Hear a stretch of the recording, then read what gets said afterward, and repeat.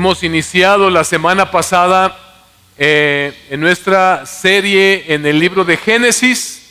Estamos bien emocionados porque sabemos que el Señor nos va a hablar de manera especial por medio de este libro, que de hecho sienta la base para que nosotros podamos comprender el resto de toda la Escritura. Así que hoy vamos a Génesis 2, del versículo 4 hasta todo el capítulo 3, versículo 24. Voy a predicar esencialmente sobre el capítulo 3, pero lo estamos ligando, como anuncié la semana pasada, con el capítulo 2, porque nos muestra, nos va a permitir comprender de mejor manera. Llegamos, mis hermanos, hermanas, amigos que nos visitan, llegamos a la era de los robots y a la era de la inteligencia artificial.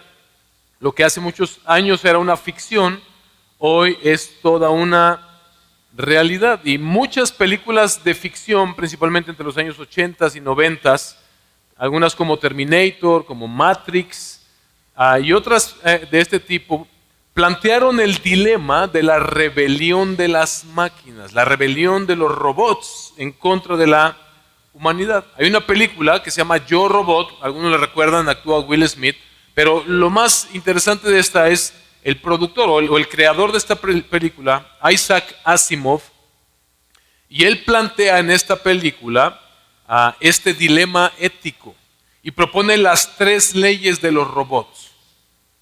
La ley número 1 es decir, cada robot debe ser programado de esta manera para que cumpla estas 3 leyes. La ley número 1 es: un robot no hará daño a un ser humano, ni por inacción permitirá que un ser humano sufra daño. Esta es la ley número 1.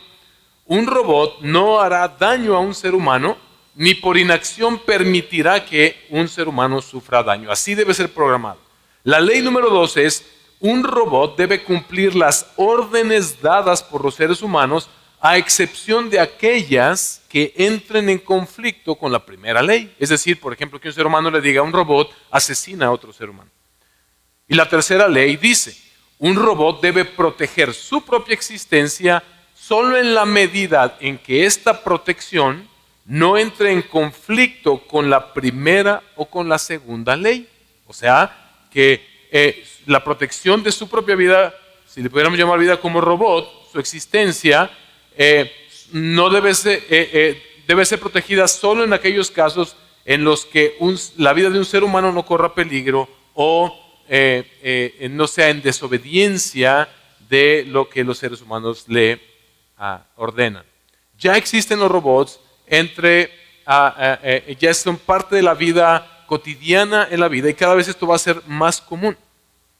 ¿Qué pasaría si las máquinas creadas por el hombre, los robots creados por el hombre, se rebelaran, como Terminator nos muestra, o como Matrix y estas películas, contra la humanidad y decidieran rebelarse y hacernos daño y tal vez hasta destruirnos?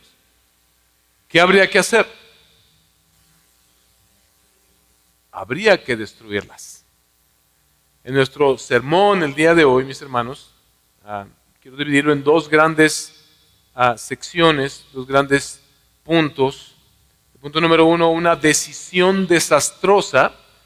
El punto número 2, una promesa gloriosa. Una decisión desastrosa y una promesa gloriosa.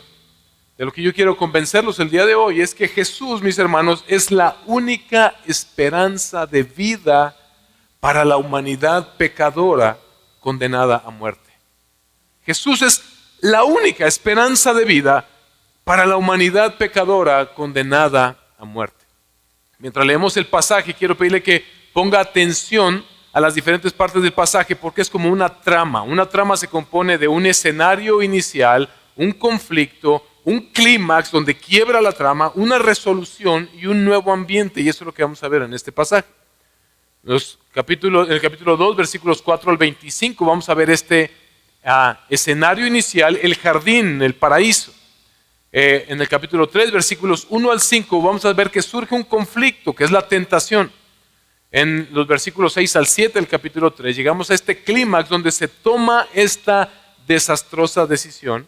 Y luego, en los versículos 8 al 20 del capítulo 3, vamos a ver la resolución, esta sentencia que hace el Señor y esta promesa de redención. Y finalmente vamos a ver un nuevo escenario en los versículos 21 al 24. Así que si me acompaña vamos a leer. Les pido que se pongan de pie para la lectura de la palabra de Dios.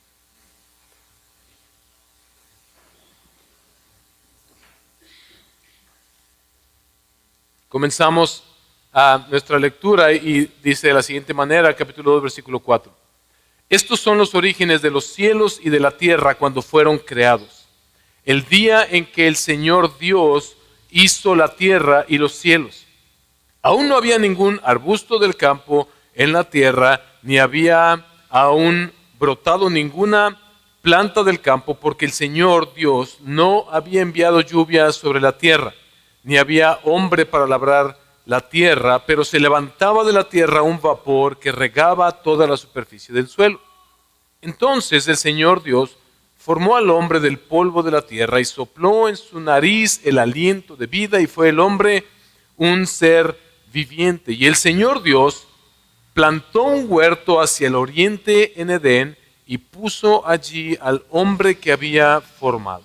El Señor Dios hizo brotar de la tierra todo árbol agradable a la vista y bueno para comer.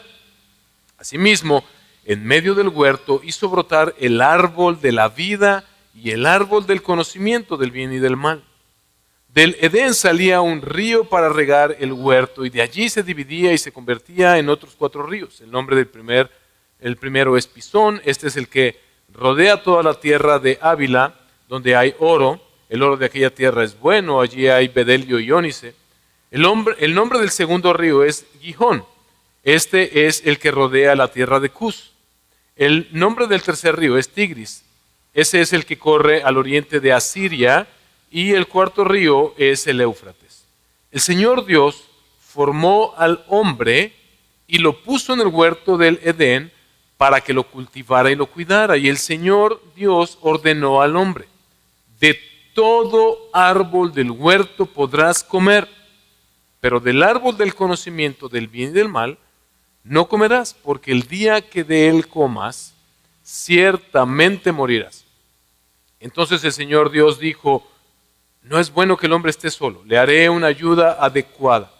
Y el Señor Dios formó de la tierra todo animal del campo y toda ave del cielo, y los trajo al hombre para ver cómo los llamaría.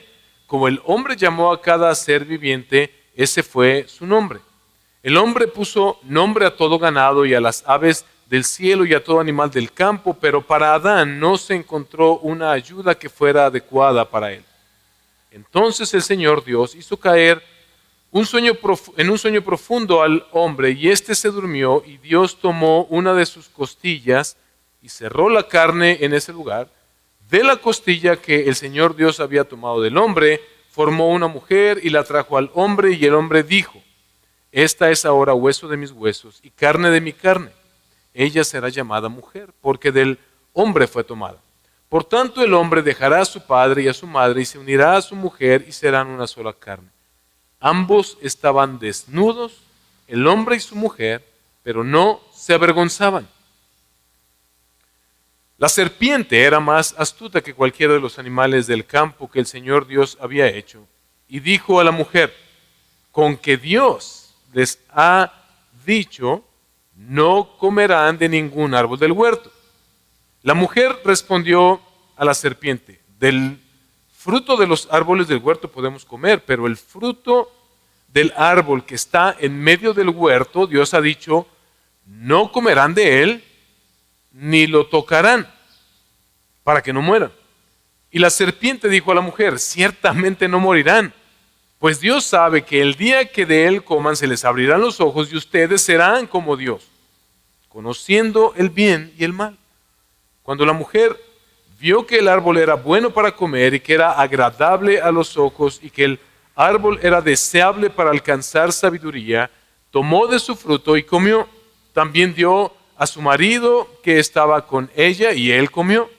Entonces fueron abiertos los ojos de ambos y conocieron que estaban desnudos, y cosieron hojas de higuera y se hicieron delantales. Y oyeron al Señor Dios que se paseaba en el huerto al fresco del día. Entonces El hombre y su mujer se escondieron de la presencia del Señor Dios entre los árboles del huerto. Pero el Señor Dios llamó al hombre y dijo, ¿dónde estás?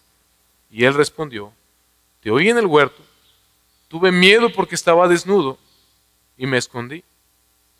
¿Quién te ha dicho? ¿Quién te ha hecho saber que estabas desnudo? Le preguntó Dios. ¿Has comido del árbol del cual yo te mandé que no comieras? El hombre respondió, la mujer que tú me diste por compañera me dio del árbol y yo comí. Entonces el Señor Dios dijo a la mujer, ¿qué es esto que has hecho? La serpiente me engañó y yo comí, respondió la mujer. Y el Señor Dios dijo a la serpiente, por cuanto has hecho esto, maldita serás más que todos los animales y más que todas las bestias del campo. Sobre tu vientre andarás y polvo comerás todos los días de tu vida.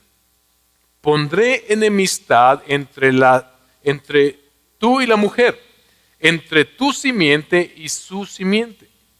Él te herirá en la cabeza y tú lo herirás en el talón.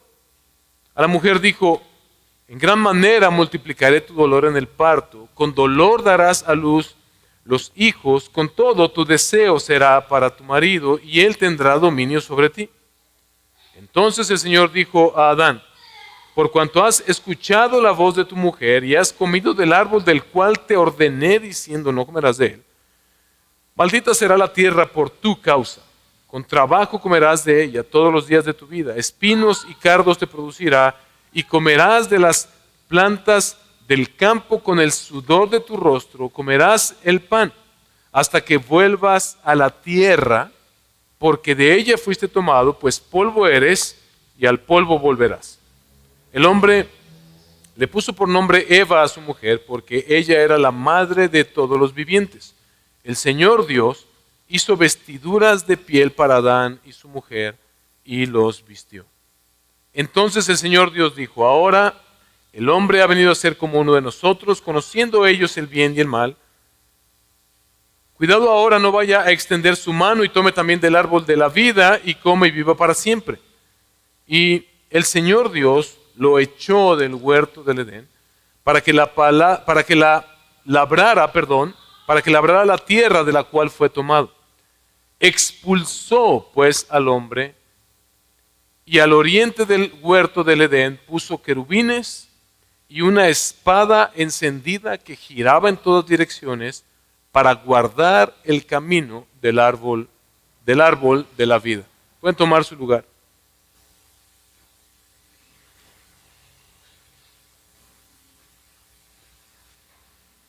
Así que tenemos la narrativa de una decisión desastrosa.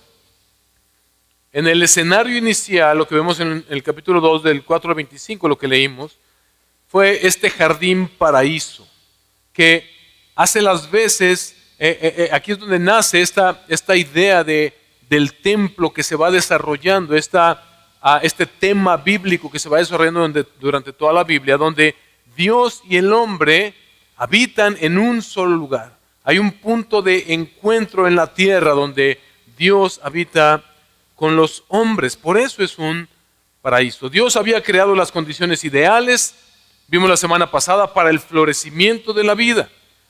Adán y Eva tenían acceso al árbol de la vida y eso les garantizaba que pudieran vivir eternamente. Pero ¿bajo qué condiciones? Vimos la semana pasada. Bajo la bendición de Dios y en un reposo eterno. Aunque ellos iban a tener que trabajar labrando, haciendo lo que Dios les mandó hacer, pero con un reposo del alma, no como ahora experimentamos este dolor y este sufrimiento en este mundo. Adán y Eva fueron creados a imagen y semejanza de Dios con el propósito, vimos la semana pasada, de gobernar, de ser aquellos corregentes del mundo, para administrar el jardín, fíjate, para cultivar y que esto siguiera creciendo, pero también para tener hijos y para cubrir toda la tierra con la imagen de Dios. Vimos la semana pasada también para colaborar con Dios en la construcción de este mundo ideal, de este mundo perfecto, y lo que lo hacía perfecto era la presencia de Dios allí. Un solo mandato negativo les dio el Señor.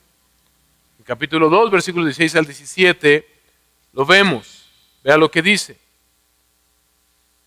Y el Señor Dios ordenó al hombre, de todo árbol del huerto podrás comer. Un solo mandato negativo, versículo 17, pero del árbol del conocimiento del bien y del mal no comerás, porque el día que de él comas, ciertamente morirás. Dios había plantado junto al árbol de la vida en el centro de Edén, el árbol del conocimiento del bien y del mal. ¿Qué significa este árbol del conocimiento del bien y del mal? Este árbol representa un conocimiento no provisto por Dios. Todo lo que Dios había hecho, vimos anteriormente en Génesis 1, era bueno.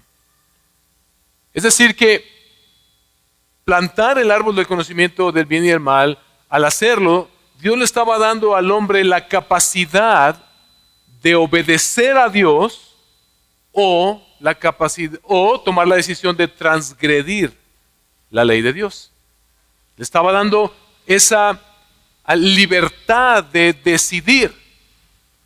Es decir, Dios no creó robots programados de tal manera que simplemente hagan aquello que se les ordena, sino que como nos hizo a su imagen y su semejanza, Él nos dio esta capacidad de obedecerle o decidir transgredir su ley. No comer del árbol del conocimiento del bien y del mal significaba, era como haber dicho a Adán y Eva, Dios es suficiente. Él ha provisto todo lo que necesito. Lo único que tengo que hacer es vivir conforme a lo que Él me ha dicho.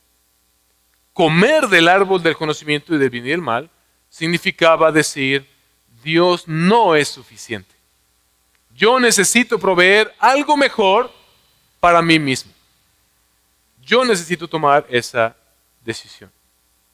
Inmediatamente después vemos que Dios crea a la mujer y es interesante que lo coloca otra vez aquí en esta sección. El capítulo 2 de Génesis es como un recuento del capítulo 1, pero ahora nos da estos detalles y nos da este detalle de cómo la mujer fue creada para ser la ayuda adecuada del hombre. Es interesante que Dios había dicho, Dios vio al final del primer, del segundo, tercer, cuarto, sexto día, vio que era bueno, pero la única vez que Dios dice que algo no es bueno es cuando dice no es bueno que el hombre esté solo. Dios nos diseñó para tener esta comunión especial con otros seres humanos y de manera especial Él crea a la mujer como la ayuda adecuada, perfecta para el hombre. Dios le asignó al hombre el trabajo de nombrar a todos los animales que existen o que había hasta ese momento. Hoy tenemos más variedades que surgen de estas especies originales, pero Adán puso nombre a todos los animales, a los tlacuaches, a las cúcunas, pero ninguno de esos animales podía ser la ayuda idónea para Adán. ¿Por qué? Porque ninguno de esos animales fue hecho a la imagen y semejanza de Dios. De tal manera que Dios crea a la mujer y no la crea de la tierra como lo hizo con Adán, sino toma una de sus costillas, luego cierra la carne y forma a la mujer, instituyendo el Señor, como nos muestra este pasaje, el divino pacto matrimonial. Fue Dios quien instituyó el matrimonio. Y no voy a pasar mucho tiempo porque no es la idea en este momento y no tenemos mucho tiempo, pero solamente quiero ponerte estas ideas en lo que leemos en esta narrativa de lo que es un matrimonio modelo. Número uno, vemos conforme a lo que nos narra aquí, es un matrimonio es iniciado por Dios, es idea de Dios. Número dos, es una relación heterosexual. Hombre y mujer los creó. Si tú alteras esa dinámica, simplemente no hay humanidad. Es una relación monógama. Y dejará el hombre a su padre a su madre y se unirá a su mujer. La mujer en la relación matrimonial es una relación de igualdad en dignidad. Vemos que la mujer fue tomada de la costilla del hombre, no de sus pies, no fue creada de ningún otro animal, sino que de su mismo ser. Hay una igualdad en dignidad.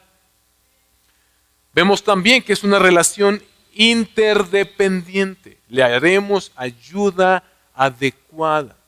Los hombres hemos de reconocer que con lo pelmazos que somos, sin las mujeres no la haríamos en este mundo. Es la sabiduría de Dios. Vemos también que es una relación permanente. Dejará el hombre a su padre y a su madre, y se unirá a su mujer y serán una sola carne. Y esta parte de serán una sola carne nos muestra también que es una relación íntima. Esta unidad se unirá a su mujer y serán una sola carne, habla de la sexualidad. Así que Dios había establecido en Edén las condiciones perfectas. Lo único que faltaba era la compañera idónea de Adán, y ahora el Señor había establecido las condiciones ideales, los creó a su imagen y semejanza para que pudieran vivir en santidad. Dios bendijo el séptimo día en el que ya habitaban ellos, que iba a ser eterno, y podían disfrutar de este reposo del alma, de saber que estaban en una correcta comunión con el Señor. Y lo sabemos porque así termina el capítulo 2. Ambos estaban desnudos y no se avergonzaban. Hermanos, hubiera sido ideal vivir eternamente en el huerto del Edén. Con razón le llaman el paraíso. Todo estaba servido. Allí el hombre gozaba de una comunión íntima con Dios, y con muy poco esfuerzo de su parte, las plantas, los árboles producían todo lo necesario para la vida humana, para la supervivencia y para suplir todas las necesidades. Todo iba perfectamente bien hasta que pasamos del escenario inicial al conflicto. Aparece un personaje, la tentación. Capítulo 3, versículos 1 a 5, fue lo que leímos. Aquí se menciona por primera vez a Satanás. Se menciona como la serpiente. El resto de la Biblia nos aclara que es claramente Satanás, este personaje que se llama la serpiente, y que dice ahí la palabra que era más astuta que todos los demás animales, pero inmediatamente mostró quién era, su verdadera identidad, su verdadero carácter. Lo que hizo la serpiente fue tergiversar y exagerar la palabra de Dios. Esa es la obra que Satanás hace, es la obra más peligrosa y efectiva que Satanás hace en contra de ti, de mí, de todo ser humano. Olvídate de Satanás así como que, ay, pastor, como que el diablo se me aparece, siento que se me sube en la noche o el muerto. No, o sea, tal vez fueron demasiadas quesadillas, tal vez fue que te quedaste tarde viendo Netflix. Satanás, la obra que Satanás hace es esta obra de sembrar en ti esa duda con que Dios les ha dicho. Así que Dios dice que así son las cosas, que así deben ser las cosas. Con que Dios les dijo, no coman de todo árbol del huerto. Él adulteró la palabra del Señor. Él cambió aquello que Dios había dicho. Así que Dios les dijo, no coman de todo árbol del huerto. Con que Dios les dijo eso. Vuelvo a insistir, esta es la obra que Satanás sigue haciendo hasta nuestros días contigo y conmigo. Con que Dios ha dicho. Con que Dios ha dicho, ama a tu esposa como Cristo amó a la iglesia. Con que Dios te dijo eso, pero mira, tú mereces algo más, necesitas un poco más de respeto, no se lo ha ganado. Con que Dios ha dicho, sométete a tu marido, como la iglesia se somete a Cristo. Bueno, es que tú no conoces al patán que me tocó por marido, tú no sabes lo que me cuesta, a mí me trataban diferente en mi casa, es que con que Dios ha dicho. Con que Dios ha dicho, honra a tu padre y a tu madre. No, pero es que mis papás ya están rucos, no saben, no entienden, no saben lo que... Con que Dios ha dicho, no seas chismoso. Con que Dios ha dicho, huye de la lujuria y la fornicación. Con que Dios ha dicho, huye de la codicia. Con que Dios ha dicho, no mientas. Eso es lo que Satanás hace en tu mente y en mi mente. Con que Dios ha dicho esto, no le creas, tú haces esto otro. Eva quiso corregir a la serpiente, pero cayó en su trampa. Y a ti y a mí nos puede pasar exactamente igual. Porque ella aprendió de la serpiente a mezclar la verdad con la mentira. Correctamente, ella le aclaró que Dios les había dado permiso de comer de todos los árboles con una sola excepción. Si ellos querían evitar morir, debían comer de todos los árboles excepto del árbol del conocimiento del bien y del mal. Pero en el versículo 4 nosotros vemos cómo ella también mostró esta capacidad de exagerar y de adulterar la palabra del Señor. Porque ella le agregó a las palabras de Dios. Ella, en el versículo 4, mira cómo lo dice la mujer.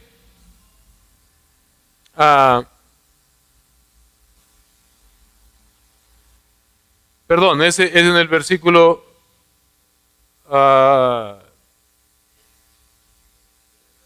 sí, versículo 3. Pero del fruto gracias, muchas gracias.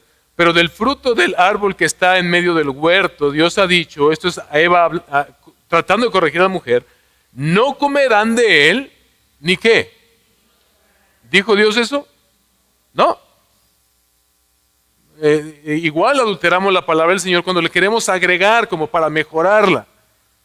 Pero vemos que Dios no dijo nada de eso. La mujer cayó en esta trampa y la serpiente continúa con su mentira y ahora acusa a Dios de que Dios se siente intimidado de nosotros, de que Dios es envidioso y solamente quiere todo para Él y les dice, no morirán, sino que Dios sabe que el día que ustedes coman de ese árbol, se les abrirán los ojos y serán como Dios. Ese día ustedes se van a poder gobernar a ustedes mismos. Ese día ustedes van a poder hacer su soberana voluntad y no tienen que obedecer a nadie. Dios sabe eso y por eso está envidioso y está temeroso de que ustedes coman de ese árbol. Pero lo que vemos en este pasaje es, o más bien lo que aprendemos es cómo nos ayuda a entender lo que es verdaderamente el pecado. Porque hay quienes piensan preguntan, pastor, ¿qué es pecado? ¿Me puede dar la lista de los pecados? Eso es como que muy subjetivo. Déjame darte la definición, digamos así, teológica de pecado. Es la transgresión de la ley de Dios, de lo que Dios ha dicho, y la rebelión contra Dios. En otras palabras, déjame ayudarte a entender lo que es el pecado. Es tratar de obtener el bien fuera de Dios, fuera de lo que Él ha dicho, fuera de su palabra. Eso es pecado. Todo lo que entra en esa categoría es pecado. Cada vez que tú sabes que Dios ha dicho algo, esto debe ser así, pero tú dices, no Dios, es que tú estás mal, yo estoy bien. No, yo sé que tu palabra dice que yo haga esto, pero yo quiero vivir conforme a mi voluntad. Yo sé que tú quieres esto, pero yo desafío tu voluntad. Yo sé que tú eres omnisciente, pero creo que a esto que estoy viviendo no le entiendes, así que yo voy a actuar conforme a lo que yo creo que es mejor. Yo desafío tu derecho a gobernarme a mí, tu criatura. Todo lo que entra en esa categoría es pecado. Es transgredir la ley de Dios, es ir en contra de lo que Dios ha estipulado. ¿A quién debía haber creído la mujer? ¿A la serpiente o a Dios? Pero llegamos al clímax de esta historia, donde quiebra esta historia, versículos 6 al 7, donde la mujer toma esta desastrosa decisión de dudar, de rechazar y de desobedecer a Dios. Desafortunadamente ella creyó y aceptó la mentira de la serpiente. Y en esa caída, lo que caracteriza esta caída, y es lo que nos dice el versículo 6, cuando la mujer vio que el árbol era bueno para comer y que era agradable a los ojos, ella luego codició, y que el árbol era deseable para comer sabiduría, tomó su fruto y comió. Es el mismo patrón tentación pecado que tú y yo enfrentamos. Falso, más falso que un billete de 300 pesos, esta como se dice, esta excusa de no, pues yo no quería, pastor, o sea, yo nomás estaba ahí, luego las cosas pasaron y luego esto sucedió y alguien, más falso que un billete de 300 pesos, el hecho de que cuando pecamos, tú y yo tomamos la decisión de pecar. Ya hemos hablado de esto antes. Primero vemos, después codiciamos y tomamos y después tomamos la decisión de comer. Así de sencillo. Nadie puede decir, no tuve un segundo para arrepentirme, no tuve un segundo para detenerme de ofender a mi prójimo, no tuve un segundo para detenerme de robar, de mentir, de chismear, de lo que tú quieras.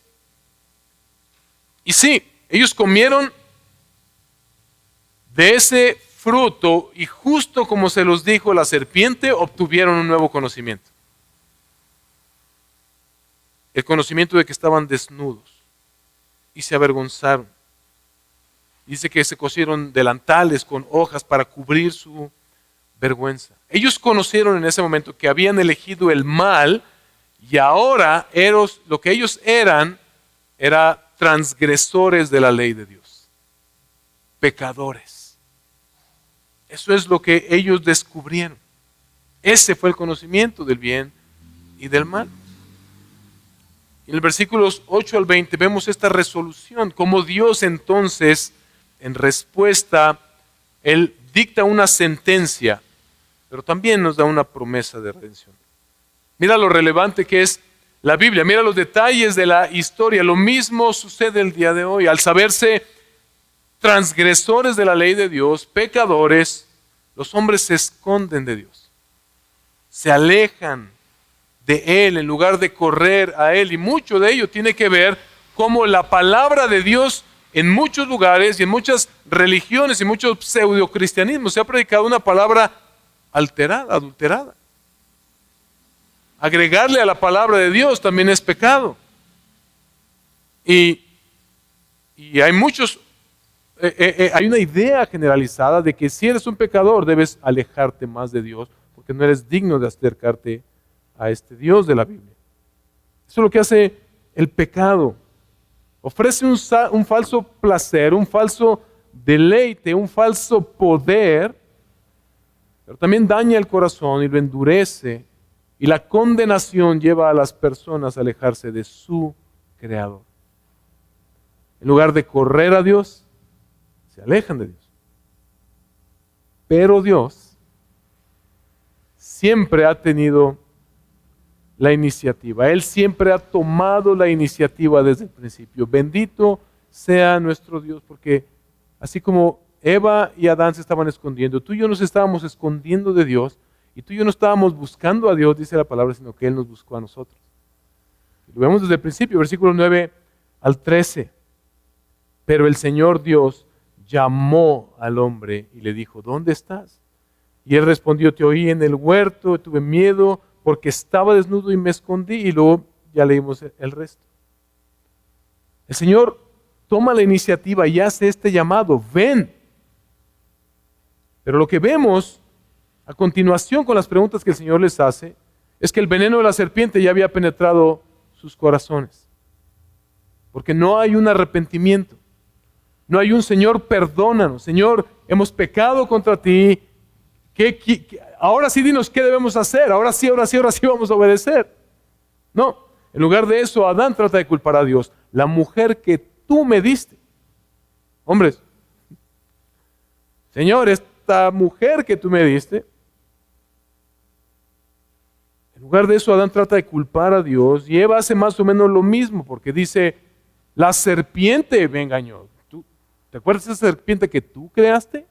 Me engañó.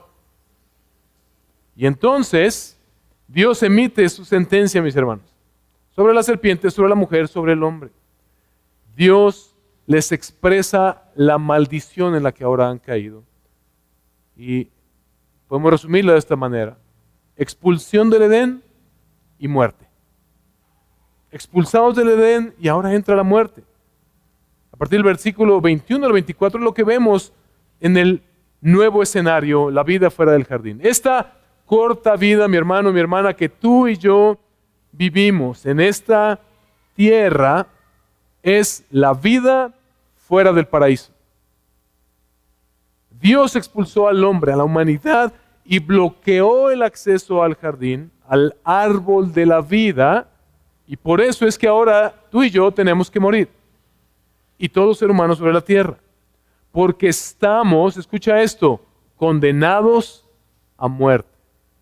Este precioso bebé que acabamos de presentar el día de hoy, Isaac, nació, así de hermoso como lo ves, y de inocente como lo ves, nació condenado a muerte. Todo ser humano, a causa del pecado, estamos condenados a muerte. La muerte entró en el mundo, al polvo volverás. Lo que algunos se pueden estar preguntando en este momento es, ¿fue eso una reacción exagerada de parte de Dios? ¿Fue injusto Dios al haber hecho eso? Elohim, vimos la semana pasada, como lo expresa en el primer versículo, el creador, la suprema deidad, fue ofendido, fue agraviado, fue desobedecido, fue traicionado. Dios les dio un mandamiento específico. Pueden comer de todos los árboles, pero del árbol del conocimiento del bien y del mal no puedes comer. Los jóvenes en redes sociales está de moda esta frase de "You have only one job". Nomás tenías un trabajo que hacer, no comer de este árbol. Si el Señor hubiera exterminado a la humanidad en ese momento, mis hermanos, Dios hubiera sido justo. Si nos hubiera barrido del planeta, Dios hubiera sido justo. Él estableció su ley, nosotros rompimos la ley, hay que cumplir lo que dice la ley. Es lo que nosotros haríamos si de pronto las máquinas, los robots, se rebelaran contra nosotros. No solamente sería justo, sería necesario hacerlo. Pero ¿qué pasó en lugar de eso? Desde las primeras páginas de la Biblia, mis hermanos, lo que vemos es, desde la primera página hasta la última, es cómo la gracia de Dios es la gran constante en la Biblia. Porque ellos no murieron inmediatamente. Alguien pudiera decir, murieron espiritualmente, ¿no? Sí, pero la sentencia que Dios dio fue de muerte, muerte física. La implicación de la palabra original es muerte física. Los teólogos están de acuerdo en que el castigo justo para un crimen contra un ser de infinito valor es un castigo infinito y eterno. Es lo que hubiéramos merecido, pero Dios no hizo eso, sino que le permitió a Adán y a Eva, es decir, a ti y a mí, a la humanidad, extender la existencia, pero con consecuencias. Dolor, es lo que vimos. Vemos que ahora la serpiente ahora se tenía que arrastrar, no es sencillo arrastrarse, ahora han desarrollado estas pieles y todo, pero no debe ser sencillo arrastrarse por el suelo.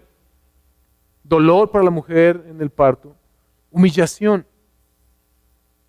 La maldición de la serpiente, la maldición de la mujer, ahora tiene que concebir con dolor a sus hijos y tiene que vivir esta frustrante vida en la que aunque no quiere se tiene que someter a su marido.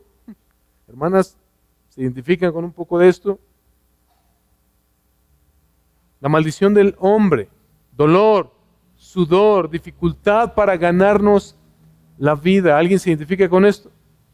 Para obtener el sustento necesario para esta corta vida tuya y de tu familia, para ganarte el techo, para ganarte el alimento, la ropa, las necesidades básicas, las medicinas. Es cansado, es doloroso, son los cardos, son las espinas que vivir en un mundo caído produce a causa del pecado. Pero ¿por qué no murieron en ese momento?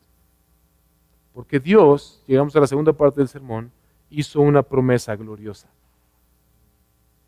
Dios hizo una promesa gloriosa. En Génesis 3:15 vemos lo que se conoce como el protoevangelio, la primer proclamación del evangelio, la primera proclamación de una redención que vendría para nosotros.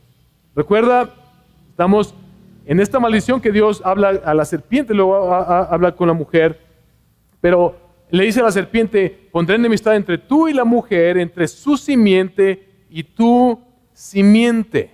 Piensa en la escena, es como la historia de la humanidad se va a desarrollar de esta manera. Imagínate un ser humano caminando y una serpiente escondida por ahí en la maleza, buscando atacar y atrapar o morder, destruir a la humanidad. Pero uno de entre esa descendencia de Eva, versículo 15, pondré enemistad entre tú y la mujer, y entre tu simiente y su simiente. Él te herirá en la cabeza, es decir, él te aplastará la cabeza, y tú lo herirás en el talón. Uno de la raza humana fue prometido para destruir esa obra que la serpiente hizo de manera definitiva. Jesús es ese descendiente prometido de la simiente de la mujer. La cruz es como la cabeza de la serpiente, ahí donde el Hijo de Dios fue molido por nuestros pecados. Por eso es que esto es mi propuesta para ti el día de hoy. Jesús es la única esperanza de vida eterna para una humanidad pecadora condenada a muerte. Porque mira, vimos en los versículos 17 al 19 del capítulo 3 que Dios no es que haya rescindido el castigo de muerte por el pecado. ¿Por qué no murieron Adán y Eva en ese momento? Dios sentenció, sí, al hombre a muerte, pero Dios, siendo soberano, hizo uso de su clemencia soberana y le concedió a la humanidad lo que en términos de abogados se llama una suspensión de ejecución. Una suspensión de ejecución es esto, es un incidente procesal que permite paralizar temporalmente la ejecución de una sentencia. Eso fue lo que hizo el Señor, una suspensión de ejecución. Dios los declaró culpables, ciertamente morirán, al polvo volverán. Y Dios dijo, y eso no lo voy a quitar. Voy a castigar a la serpiente, pero ustedes igual ahora tendrán que morir. Pero voy a extenderles a ustedes un evangelio, un anuncio de redención. Y mientras yo llevo a cabo esa redención, les voy a conceder por mi gracia una extensión de vida. Va a ser una vida dolorosa, sí. Van a perder en esta vida y van a experimentar vergüenza porque han perdido la dignidad que tenían en el jardín de Edén. Va a ser una vida en la cual de cuando en cuando vas a sufrir dolor, vas a sufrir humillación y que inevitablemente terminará en muerte porque hacia el polvo del cual fuiste tomado vas a regresar. Pero en su amorosa gracia, mis hermanos, Dios hay algo que no hizo, que decía en el capítulo 2, versículo 17, el día que de este árbol coman, ciertamente morirá. Pero Dios dijo, no voy a hacer eso. Voy a concederles misericordia. Dios no está faltando a su palabra. Vamos a morir. Y la humanidad pecadora será un día exterminada por completo. Lo que Dios hizo fue extender, darnos esta suspensión de ejecución.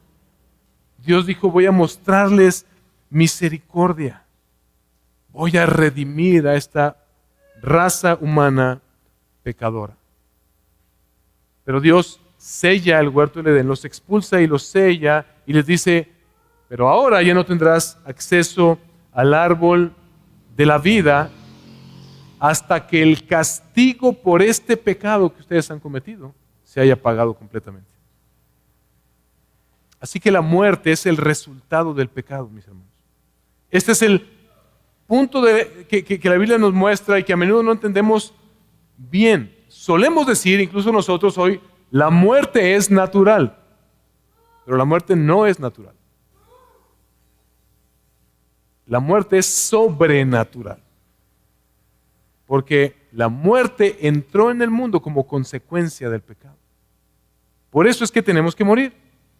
Por eso es que todo mundo tiene que morir.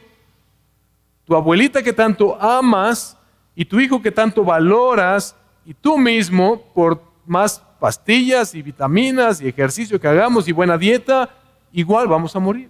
Porque nacimos sentenciados a muerte por el pecado. Alguien pudiera decir, pero ¿y los bebés que nacen al morir? ¿Y los que mueren en las primeras horas, en las primeras semanas después de haber nacido, ellos están muriendo por sus pecados? No, no por pecados que ellos hayan cometido, pero la verdad es esta. Es a lo que la Biblia llama la naturaleza pecaminosa. Esos bebés, este pequeño Isaac, precioso, hermoso, fue engendrado en pecado. Nació con la naturaleza pecaminosa de la raza a la que pertenece. Y la vida que a este pequeño bebé se le está prestando de aquí hasta que llegue el día de su sentencia de muerte, el día que debe morir, es la vida que Dios le va a prestar es la extensión de vida que Dios le está dando para que se encuentre con aquel que fue prometido que aplastaría la cabeza de la serpiente para ser redimido y ser restaurado a lo que un día fuimos. Es así, hermanos. Tu vida, ¿cómo interpretas tu vida? ¿Cómo vives tu vida? ¿En base a qué? ¿Qué es lo que crees? Del mundo, de lo que existe, de ti mismo. ¿Cuál es la razón de tu existencia? Déjame decirte, por cuanto perteneces a esta humanidad pecadora sentenciada a muerte, esta vida que Dios te ha prestado es la oportunidad de encontrarte con aquel que Dios prometió que vendría de la simiente de la mujer y que fue a esa cruz para entregar su vida por ti. Nacemos con esa naturaleza pecaminosa. Este mismo bebé, piensa en tu propia vida, porque todos nos consideramos buenos, pero piensa en este mismo bebé que presentamos hoy. Ayer lo cargamos como 18 personas de una reunión que estamos ahí familiar para ver cuándo se dormía y andaba haciendo ya sus primeros berrinchitos y ya estaba intentando ese pequeño tiranito controlar a toda una familia y decir, aquí todos se van a callar y todos hagan esto, yo debo asumir el control. Hermano, nacemos con esa naturaleza pecaminosa. Analiza en tu propia vida, ¿cómo es que tú rechazas a Dios? ¿Es lo que más anhelas cuando te levantas, estar en la presencia de Dios, orar, leer la Biblia? No. Cuando escuchas la palabra de Dios y algo no te cuadra, ¿qué es lo que te... con que Dios dijo. Pues no, fíjate, yo pienso que así, yo digo que esto debe ser así. Nacimos condenados a muerte porque fuimos representados por Adán y Eva aquel día. Y alguien pudiera decir, ¿y yo qué culpa tengo? Yo ni estaba ahí. Déjame decirte, estabas muy bien representado por Adán y Eva. Ellos fueron creados a la imagen y semejanza de Dios, con esta santidad que ellos vivían en ese momento. Ellos aún así pudieron ser tentados por la serpiente. ¿Cuánto más tú y yo que hemos nacido ya infectados de pecado? No, a ti y a mí nos hubiera ido mucho peor. O sea, hubiéramos, no sé, o sea, tal vez hubiéramos ido a buscar personalmente a la señora serpiente, fíjese que Dios dijo algo, ¿qué me recomienda usted que yo haga? Entonces usted y yo estábamos ahí por representación, pero vemos entonces que nuestra condición, por nuestra naturaleza pecaminosa, es sentenciados a muerte. Sí, a muerte espiritual, pero a una muerte física. Y esa muerte es inevitable, pero bendito sea el Señor, no fue inmediata. Aunque somos pecadores que debemos morir, para aquellos que están en Cristo, la muerte no es lo mismo. Por eso es que estamos aquí. Porque para ti y para mí que estamos en Cristo, si verdaderamente hemos hecho a Jesús nuestro Señor y nuestro Salvador, hemos aprovechado bien nuestra vida. No importa si nos va muy bien en los negocios, en la vida, con los hijos, eso no importa tanto. Pero si has encontrado a Cristo, has aprovechado bien tu vida. ¿Por qué? Porque has hecho aquello para lo cual Dios te extendió este pedacito de la historia que te toca vivir, que es encontrarte con aquel Redentor. Aquel que vino a morir en tu lugar. Él vino a dar su vida por nosotros. Él vino para abrirnos el acceso al árbol de la vida que fue cerrado en Edén en aquel momento. Mis hermanos, Jesús es el Hijo prometido de la simiente de la mujer. Es Dios mismo que se encarnó, pero fue completamente hombre. Así tenía que ser para que ahora fuera Él nuestro representante delante de Dios. Adán y Eva como nuestros representantes nos llevaron a caer. Lean Romanos 5, lean 1 Corintios 15. Hace esta comparativa entre el viejo Adán y el nuevo Adán, Cristo. Pero Jesús es el verdadero y mejor Adán, que como vemos en Mateo 4, fue de igual manera tentado por la serpiente, pero en el desierto, no en un paraíso, donde hubiera sido justificable convertir las piedras en pan, donde hubiera sido justificable decir, mira, estoy en el desierto, no tengo nada, estoy en ayuno, pero Él venció a la tentación, la misma tentación. Si tú eres el Hijo de Dios, es igual que con que Dios dijo que, si tú eres el Hijo de Dios, haz que las piedras se conviertan en pan. Si tú eres el Hijo de Dios, pues entonces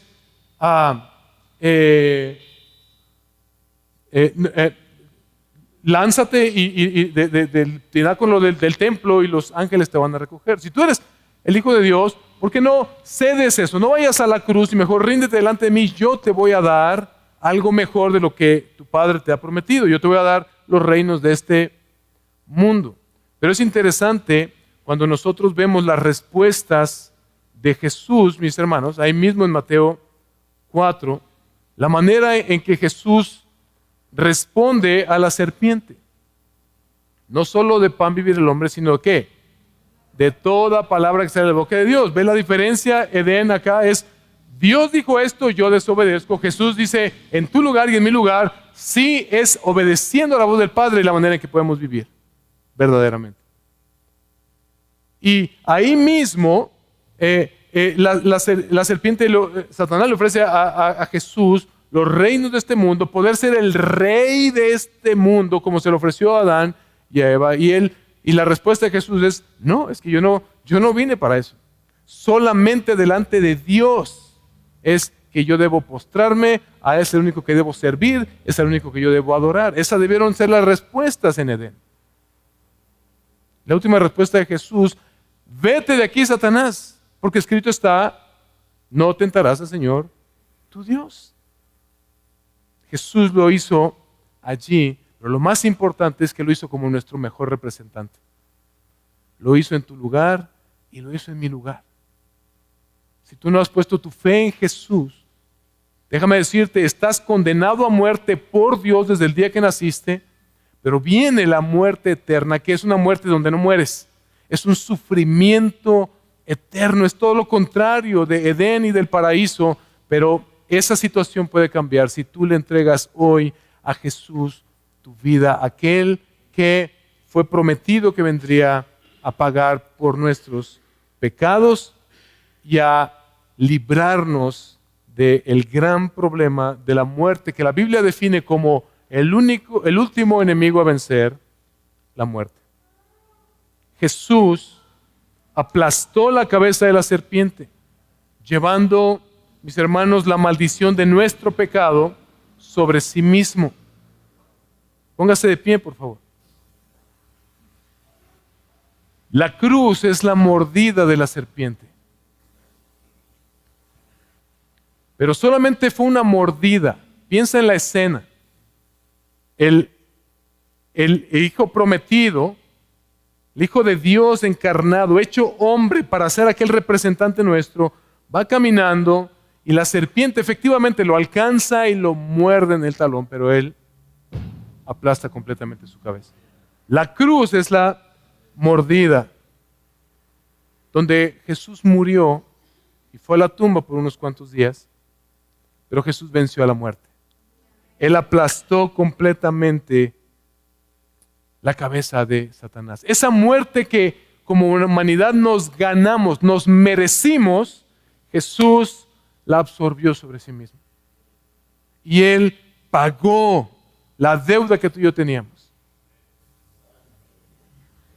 no solamente revirtió la maldición del pecado, sino que nos proveyó ahora de un camino para que tú y yo hoy podamos vencer la tentación. Porque por la fe en Él, mis hermanos, es como combatimos el pecado.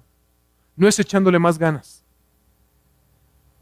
Es recordando que Jesús es suficiente. Él ha hecho suficiente.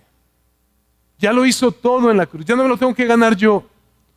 Él ha provisto todo lo que necesitamos. ¿A dónde más iremos, Señor, si solo tú tienes palabras de vida eterna? Él será siempre suficiente, mis hermanos. Él ha aplastado la cabeza de la serpiente.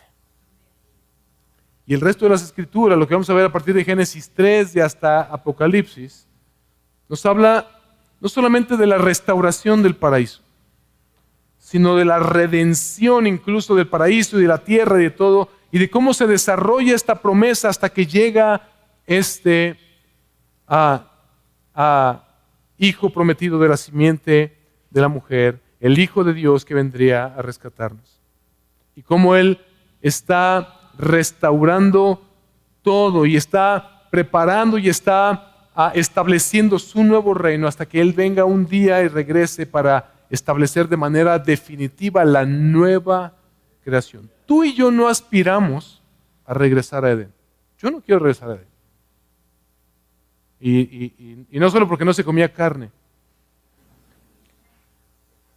porque el Edén que nos espera, Apocalipsis 20, 21, 22, el Edén que nos espera es mejor. ¿Sabes por qué? Porque el nuevo y verdadero Adán, Cristo Jesús, será nuestro representante eterno. Será Dios mismo habitando con nosotros. Él mismo nos gobernará y seremos como Él. Ya no habrá más muerte, ya no habrá más vergüenza, ya no habrá más humillación, ya no habrá más dolor, ya no habrá más enfermedad. Nada de eso existe, porque el pecado ya no existe en ese lugar. Mis hermanos, Jesús es la única esperanza de vida eterna para la humanidad pecadora condenada a muerte.